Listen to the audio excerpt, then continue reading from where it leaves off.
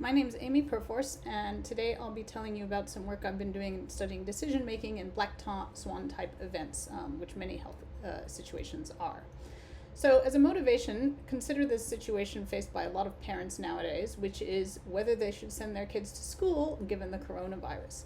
Now, this is in many ways what we might call a black swan problem. That is a problem where there are reasonable odds of having a moderate gain of something, but extremely low odds of having a major loss. You can replace losses with gains and the same kind of thing.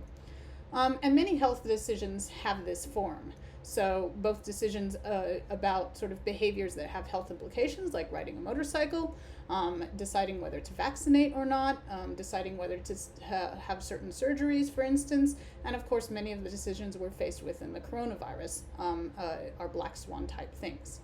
Now you might ask at this point, aren't black swans well studied? And indeed, if you Google it, it sure looks like it. Much of that work, though, is in economics and in psychology. If you look at actually experimental studies, there's actually very little where they look at things that have extremely low odds and the loss is catastrophic. So the odds rarely go below 1%, and the losses are generally not that bad.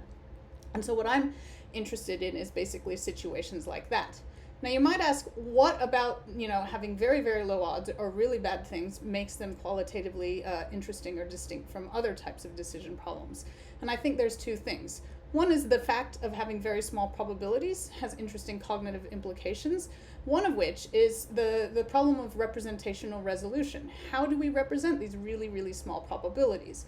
And there's evidence that people appear to represent them in a fuzzy way and much more qualitatively, and so they're not exact. And one implication of this is that people might reason very differently about a situation like this, where they're choosing between two options, one with a risk of 0 and one with, say, 1 in 1,000 risk. They don't differ by much, but if they qualitatively, if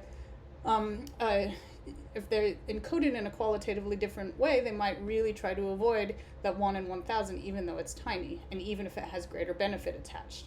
Conversely, if you have two options where both of them have a tiny risk and the magnitude of the difference between them is large, but they're both very tiny, if people are representing that, they might actually treat them very similarly. So that's one implication. The other thing, though, is about the utilities. When the utilities get very bad, it's hard to know how to quantify them or estimate them. How do you quantify how bad is death or severe illness or disability? That makes it really hard to model, but also we don't really know how people think about that.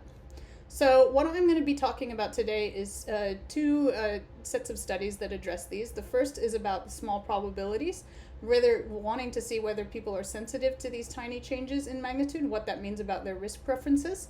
And secondly, about sort of how they quantify and estimate utilities, particularly in the realm of vaccination. All right, so for the first problem, I'm going to be reporting on a series of experiments that all have very similar method. We take people on mechanical Turk, give them a random set of starting points. Each person gets only one. And they're told they get paid a bonus depending on how many points they have at the end to incentivize making a good decision. Make sure they really understood all of that. And then ask them each one question and one question only. So this is all between subjects. We say, okay, you have this many points. Please choose between the following two options. And we don't tell them it's more risky or less risky. That's just for you guys. And then we just see what they choose. So what are the two options? Well, in one condition, which I call the one risk condition, the more risky option, basically, there's a gain of 15 points, so it's a reasonable gain, but a tiny, tiny risk of losing all the points. And in the less risky option, the gain is smaller, but there's no risk of losing anything.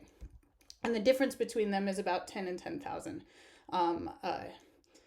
Now, in the two-risk condition, it's very similar, except that this time, and in fact, the more risky condition is qualitatively identical. But in the less risky condition, this time, there's a tiny, tiny, tiny chance of losing everything. So 1 in 10,000, right? The difference between them is, again, is very similar in magnitude, if anything, slightly larger in the two-risk condition. Now, if you put these into expected utility theory, you can see that they're qualitatively identical between both conditions. And the prediction is that if you have more than 5,000 points, you should choose the less risky option, and in the otherwise you should choose the risky option. The point is, though, that both conditions are the same expected utility-wise. So if people aren't encoding small probabilities, we would expect them to sort of treat the one risk and the two risk conditions as a qualitatively distinct way, because one risk has none and the two risk doesn't, and that they shouldn't represent the difference between the more risky and less risky option very precisely, which predicts that in the not one risk condition, people should be more risk averse because that's a zero risk, even though the risk of the other thing is very small and the gain is more. And it predicts that in the two risk condition, they should shift to being more risk seeking, especially relative to the one risk condition, even though it's actually much riskier. And it also predicts if people aren't encoding these things, they should make the same decisions regardless of how many points they have to lose. Whereas if they are encoding things, you should find no difference between risk conditions, and also they should change their behavior as the number of points they have to lose changes. All right, so what happens? First, let's look at the choices people make in the one risk or two risk condition. As you can see, they do shift to being more risky in the two risk condition, and you can quantify the magnitude of this shift. That's basically the size of that arrow there. And also, if you look at how they change their behaviors as a function of the starting points, there's really no difference in either the one risk or the two risk condition. They're indifferent to the magnitude. So basically, all of the predictions of the theory that they're not encoding small probabilities are upheld. Now, you might ask how robust this is. So I showed you one experiment where the magnitude of the risk was basically 1 in 1,000. So I did 4 more experiments verifying this. So there's one where it's 1 in 100, one where it's 1 in 10. In both of those, that shifts the expected values, so you should choose less risky in both conditions.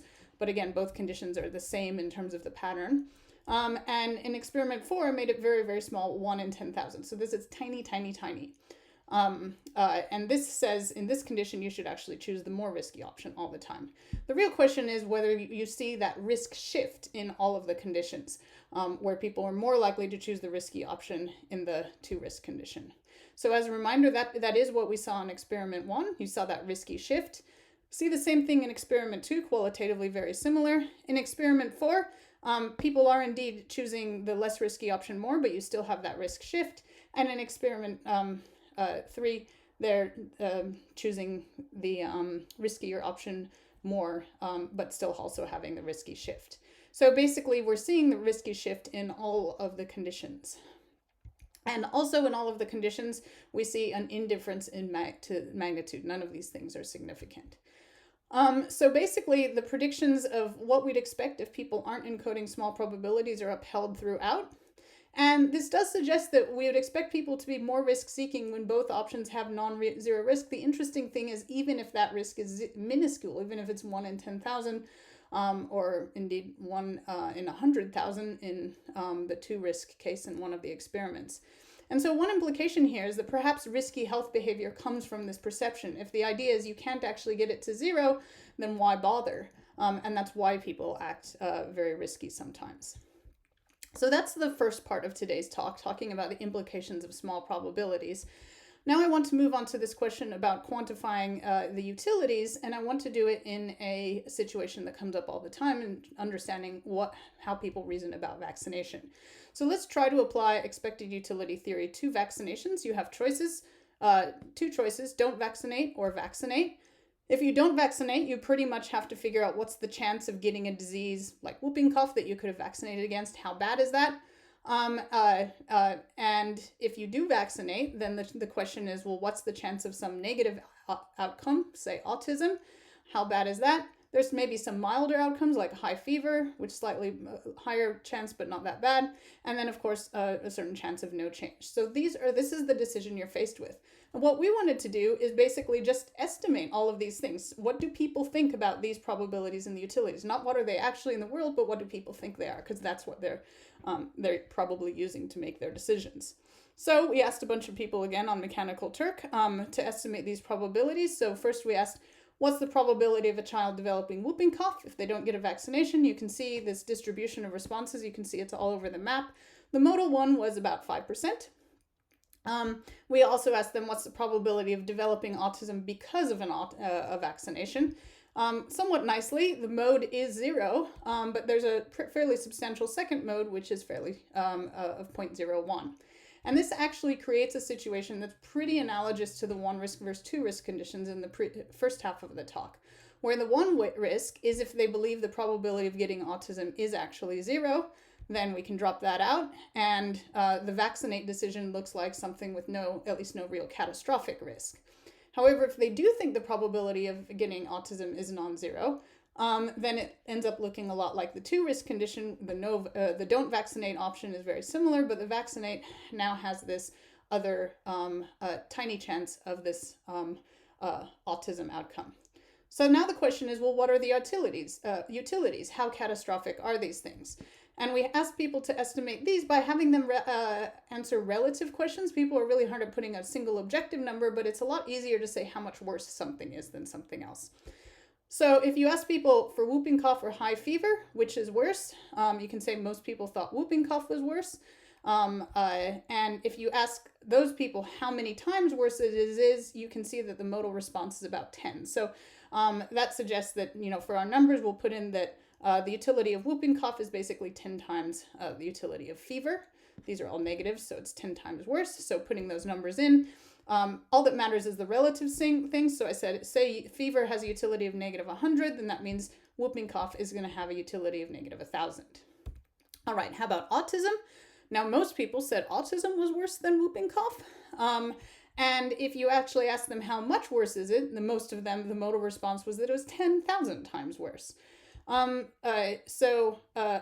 if you put those numbers in, then what that means is basically that this sort of utility of autism down here in the lower right corner is -10 million.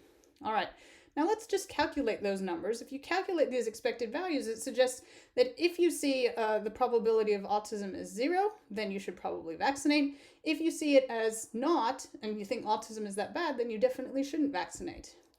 Now, we asked whether people actually, if given these numbers, they reason in accordance with expected utility theory. So if you ask them just without the vaccination framing, with just the numbers, indeed they do. They choose to vaccinate if given the numbers in the 1 risk condition, and in the 2 risk condition, if you give them those numbers, they choose not to vaccinate. Again, it was without the vaccination framing. This is just the numbers. So as long as people think in these ways, the implication is, even by expected utility theory, they shouldn't be vaccinating. And this is very robust. If they think autism is that bad, even with a tiny PA, a tiny probability of it, then the reasoning is the same. And so what this all suggests is that if we want to change people's minds about vaccination, instead of trying to change their estimates of the probability of autism, maybe the thing to do is change their utilities. Do education about how whooping cough, measles, and stuff are much more terrible than they think they are, and possibly that autism isn't quite so bad. So to sum up today's findings, we basically did 2 different types of studies. One, looking at the implications of small probabilities, suggested that people really reason qualitatively differently about something that has any risk, even if it's tiny, tiny, tiny, and then has implications for their risk aversion. And secondly, that if you're looking at sort of people's reasoning in a vaccination context, it suggests that that some of their behavior may be driven by their sense of how bad autism is relative to whooping cough, and that might be a target of intervention. All right, thank you very much.